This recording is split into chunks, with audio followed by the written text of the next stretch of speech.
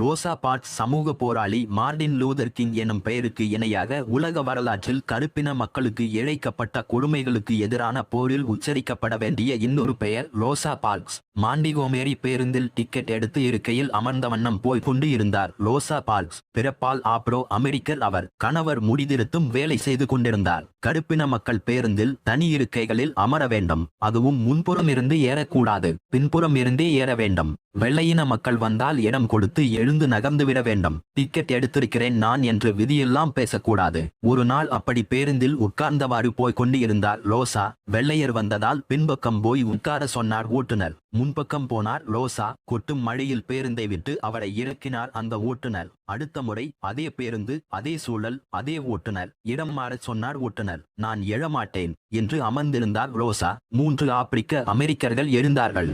அப்பொழுதும் ரோசா எழ மறுத்தார். முடியாது என இவர் மறுத்தால் கைது செய்வோம் என கண்டக்டர் பயமுறுத்த, செய்யுங்கள் என கம்பீரமாக சொல்லிவிட்டு அமர்ந்துவிட்டார் அவர். கைது செய்யப்பட்டார். எனக்கு 42 வயதுதான். நான் களைப்பாக இல்லை. முதுமை என்னை அழுத்தவில்லை. ஆனால் எழுந்து அடக்குமுறைக்கு பயந்து களைப்படைந்து விட்டோம் நாங்கள். அதனால் எழ மறுத்தேன் என்றார் ரோசா. கருப்பின மக்கள் கொதித்தெழுந்தார்கள். லூதர் கிங் பின் அணி திரண்டார்கள். நடந்தே போனார்கள், டாக்ஸியில் போனார்கள். ஆனால் ரோசாவுக்கு நீதி கிடைக்கும் வரை பேருந்தில் ஏற என ஒரு மாகாணமே தீர்க்கமாக நின்றது வரலாறு. 40,000 மக்கள் அறப்போரில் பங்கு கொண்டார்கள். நடந்து போனார்கள். டாக்ஸி டிரைவர்கள் இலவசமாக தங்கள் வண்டிகளில் அழைத்து போனார்கள். ஆனால் பேருந்தில் மட்டும் ஏறவில்லை இவர்கள். ரோசாவுக்கு வேலை போனது. பல இடங்களில் போராடிய மக்கள் தாக்கப்பட்டார்கள். அசைந்து கொடுக்கவில்லை. உரிமைக்கான கனத்த மௌனம் மட்டுமே இருந்தது. அங்கே கீழ்கோர்ட் ஒன்று ரோசாவை கைது செய்தது செல்லும் என்றது அவலம். ஒரு நாள் 2 நாள் இல்லை, ஒரு வருடம் முழுக்க தீராத நெஞ்சரத்தோடு சரியாக 381 நாட்கள் அப்படியே போராடி